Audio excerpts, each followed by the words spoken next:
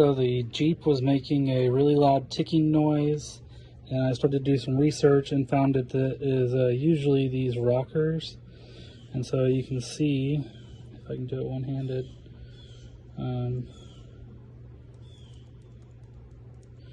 how it's not spinning up and down. It's the needle bearings are shot in it.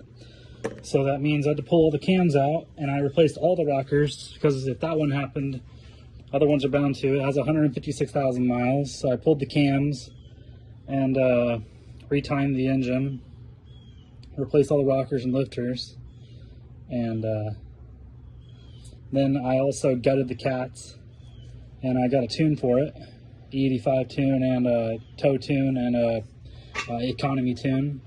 And then the oil sending unit, oil pressure sending unit is underneath the lower intake, so I have to pull that next.